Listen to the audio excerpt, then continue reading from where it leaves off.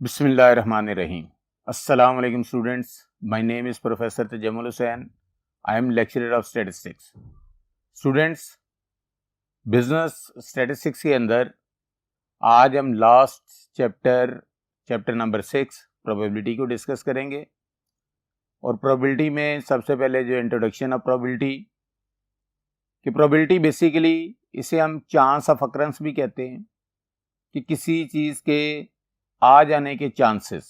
तो डेफिनेटली जो आ जाने के चांसेस की जब बात करते हैं तो रिजल्ट प्रोड्यूस होने से पहले पहले जो बात हो रही है उसकी अमूमन जो गैम्बलर्स है या कैसीनो वगैरह होते हैं वहाँ पर प्रोबेबिलिटी को बहुत ज़्यादा यूज़ किया जाता था।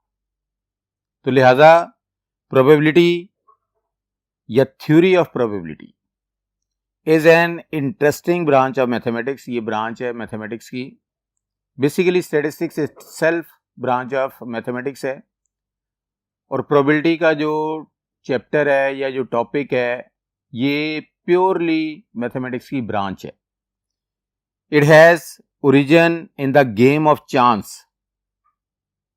वही बात जो मैंने आपसे कही है कि जो गैम्बलर्स हैं, जो गेम खेलने वाले हैं, वो लोग इसे जो है वो यूज करते थे। It plays an important role in making decisions in situation when there is a lack of certainty. Lack of certainty यानी चांसेस पर ही ये डिपेंड कर रही है कि सर्टेनिटी जब हो जाती है, कंफर्म हो जाता है, तो डेफिनेटली वो रिजल्ट होता है। तो इसका मतलब है कि रिजल्ट के प्रोड्यूस होने से पहले पहले जो बात की जा रही होती है उसे हम जो प्रोबेबिलिटी में लेंगे। Like in our daily life we make statement such as the following कि it is likely to rain today. Definitely rain अगर हो रही होगी तो उस वक्त तो हम नहीं कह सकते कि जी it is likely to rain today, वो तो डेफिनेटली है। तो रेन होने से पहले जब बादल वगैरह देखते हैं या हम जो है मौसम का हाल देखते हैं, सुनते हैं, तो उसमें हम जो है वो एक प्रोबेबिलिटी जो है वो ड्रा कर लेते हैं कि जी आज बारिश होगी। Same as it is it will probability that I will go abroad this year, ये भी चांस पर है। I will win this game, chance है। The probability that nuclear war will start in very low, probability है। These statement lack of common measure of expression, तो definitely lack of certainty है हमारे पास यहाँ पर। In probability theory we introduce a common measure. These statements lack of common measure of expression, definitely lack of certainty है। In probability theory, we introduce a common measure of expression by measuring between 0 to 1. Probability का जो result होंगे वो तमाम के तमाम 0 से 1 तक होंगे। During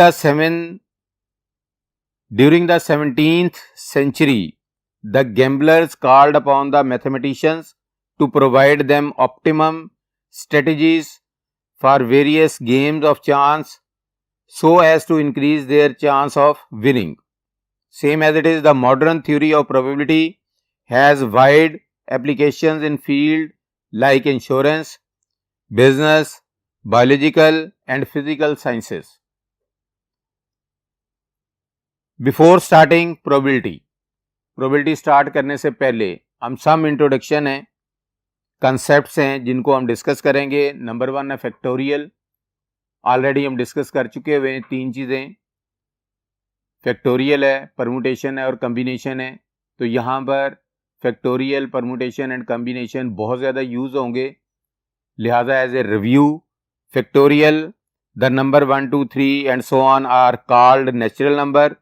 some time we have to multiply some first natural number, that is called factorial of that.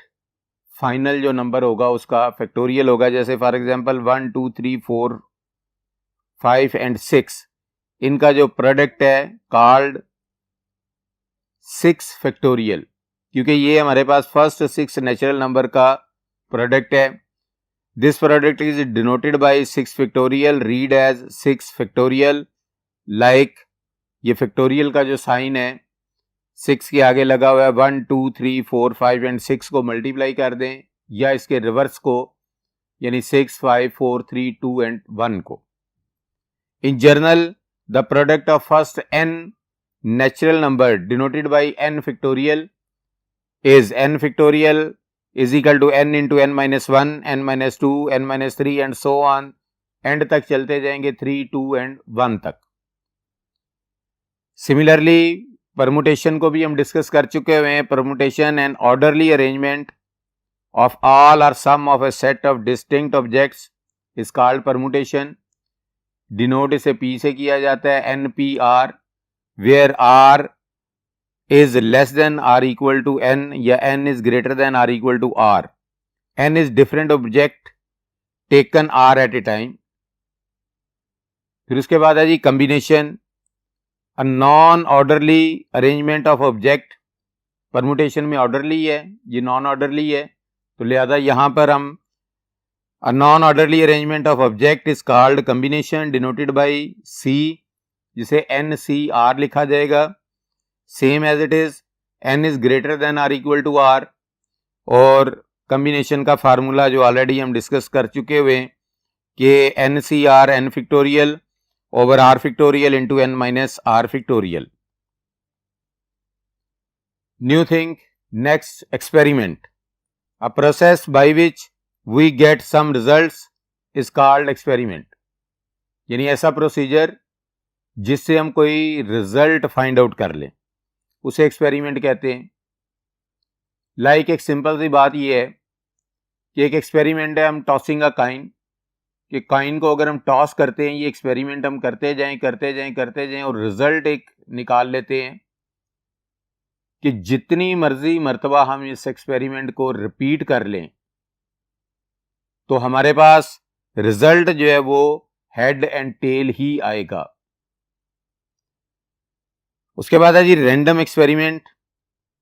And any process which generates raw data is called random experiment.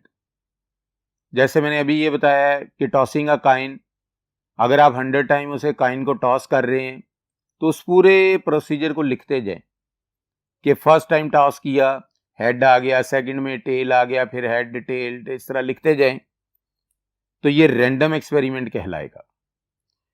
Tossing a coin or rolling a die, selecting a board from a lot and observing whether it is defective or not are all experiment or sometime random experiment. इसका मतलब है experiment और random experiment दोनों एक ही चीज होते हैं. उसके बाद है जी ट्रायल. एक सिंगल परफॉर्मेंस, जैसे लाइक कॉइन टॉस किया, सिंगल परफॉर्मेंस, ये ट्रायल है. A single performance of an experiment is called a trial. उसके बाद है जी आउटकम्स. जो रिजल्ट प्रोड्यूस होता है किसी भी ट्रायल में वो आउटकम्स है. वो हेड आ रहा है या टेल आ रहा है, वो आउटकम्स है. The result obtained from an experiment are called outcomes. Event, tossing a coin एक इवेंट है, रोलिंग अ डाई एक इवेंट है, प्लेइंग अ क्रिकेट मैच एक इवेंट है. An possible outcome of an experiment is called an event. फिर है simple event, जिसमें सिर्फ एक आपके पास सैंपल पॉइंट आ जाए, या हम कह लें an event consist of only one sample point is called simple और एलिमेंट्री इवेंट. उसके बाद है जी कंपाउंड इवेंट, जिसमें एक से ज्यादा आपके पास सैंपल पॉइंट आ जाएं, वो कंपाउंड इवेंट कहलाता है. कि if the event consist of more than one sample points is called a compound event. उसके बाद द मोस्ट इंपॉर्टेंट डेफिनेशंस 4 हैं, जिसमें नंबर 1 है equally likely events. Events mean outcomes ही है. दूसरी है म्यूचुअली एक्सक्लूसिव इवेंट, फिर एग्जॉस्टिव इवेंट्स, फिर इंडिपेंडेंट एंड डिपेंडेंट इवेंट्स. तो first of all equally likely events, अगर आपके पास जितने भी रिजल्ट्स आ रहे हैं सबके आने के चांसेस इक्वल हो जाए, जैसे हम कॉइन को टॉस करते हैं तो उसमें हेड एंड टेल दोनों के चांसेस इक्वल हैं, या एक डाई को अगर रोल करते हैं उसमें जो है सबके 1 के 2 के 3 के 4 के 5 के 6 के सबके आने के चांसेस इक्वल हैं, तो इसका मतलब है इसे इक्वली लाइकली इवेंट कहा जाएगा। When each outcome of a sample space is as likely to occur as any other outcome, then the outcomes are said to be equally likely outcomes या event. For example, when a coin is tossed, both head and tail are equally likely event. उसके बाद है जी number 2 जो है, जो मैंने आपको already बताया कि पहला इंपॉर्टेंट इक्वली लाइकली, दूसरा म्यूचुअली एक्सक्लूसिव इवेंट, कि जब एक इवेंट दूसरे को प्रिवेंट कर ले, if the occurrence of an outcome prevent the occurrence of the other outcome, कि जिस वक्त हेड आएगा उस टाइम पे टेल नहीं आ सकती अगर एक कॉइन टॉस कर रहे हैं। अगर एक डाई रोल कर रहे हैं, जब उस पर 6 आ जाता है तो उस टाइम बाकी कोई भी और पॉइंट नहीं आ सकता। तो लिहाजा if the occurrence of an outcome prevent the occurrence of other outcome is called mutually exclusive events. For example, if one outcome occurs other can not occur, they are mutually exclusive. जैसे मैंने आपको example दी कि tossing a coin, कि जब head आ रहा होगा तो तब, जब हेड आ रहा होगा तब टेल नहीं आएगी। उसके बाद है जी एग्जॉस्टिव इवेंट्स, ऐसे इवेंट्स जो पूरी की पूरी सैंपल स्पेस को कवर कर ले। If the outcomes are constituting the entire sample space are called exhaustive outcomes. For example, in tossing a coin the possible outcome are head and tail. In rolling a die, cubical die, जो perfect cubical die होगी उस पे 1 to 6 जो है वो point होंगे। तो there are 6 exhaustive outcomes, namely the spots 1 2 3 4 5 and 6। Independent event, ऐसे इवेंट जिसका दूसरे पर डिपेंड ना हो। जैसे फॉर एग्जाम्पल, अगर हम 2 coin at a time toss करते हैं, अगर पहले पर हेड आ जाए तो दूसरे पर हेड भी आ सकता है, टेल भी आ सकती है, उसका उस पर कोई रिलेशन नहीं है, कोई इफेक्ट नहीं है। तो it mean independent event, the 2 events are said to be independent if the occurrence of one event does not affect the occurrence of the other event. For example, if 2 coins are tossed, the outcome of second coin will not affect the first coin's outcome. उसके बाद है जी dependent event. तो definitely independent का opposite ही होगा, कि अगर एक event दूसरे इवेंट पर अफेक्ट कर जाए तो वो डिपेंडेंट इवेंट है। The 2 events are said to be dependent event if the occurrence of one event affect the occurrence of the other event. कि फॉर एग्जाम्पल, अगर हमारे पास प्लेइंग कार्ड्स हैं जिसे ताश कहते हैं, उसमें से एक अगर हम कार्ड जो है वो निकाल लेते हैं तो वो कार्ड जो है बाकी सबको अफेक्ट कर देगा। मतलब ये कि अगर आपके पास 52 प्लेइंग कार्ड्स हैं, उसमें से एक कार्ड आपने सिलेक्ट कर लिया, वो फॉर एग्जाम्पल आप कह लें कि वो क्वीन है डायमंड की। अब दोबारा उसके अंदर से अगर कार्ड सिलेक्ट करेंगे तो क्वीन ऑफ डायमंड नहीं आएगी, यानी वो जो पहले हमने ड्रा कर ली हुई है वो अफेक्ट हो गई है अगलों पर सब पे। तो लिहाजा if 2 cards are drawn from the well shuffled pack of 52 cards in succession, succession का मतलब बारी बारी, कि पहले एक ड्रा किया फिर दूसरा ड्रा किया, and the first card is not replaced, और उसे वापस उसमें नहीं रखा, into the pack before the next draw, then the 2 events will be dependent event. वही बात जो मैंने आपसे कही कि अगर आपने एक कार्ड निकाला वो आपके पास क्वीन ऑफ डायमंड है, उसे एक साइड पे रख लिया, तो अगला कोई भी कार्ड ड्रा करेंगे वो उस पर डिपेंड कर रहा होगा कि क्वीन ऑफ डायमंड दोबारा नहीं आएगी। लिहाजा ये हमारे पास डिपेंडेंट इवेंट की एग्जाम्पल है।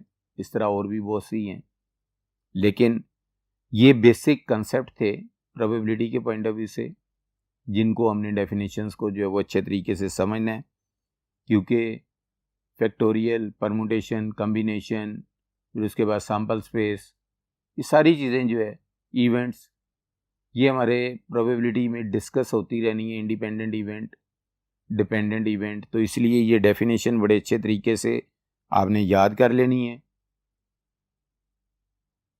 तब तक के लिए अल्लाह हाफिज़।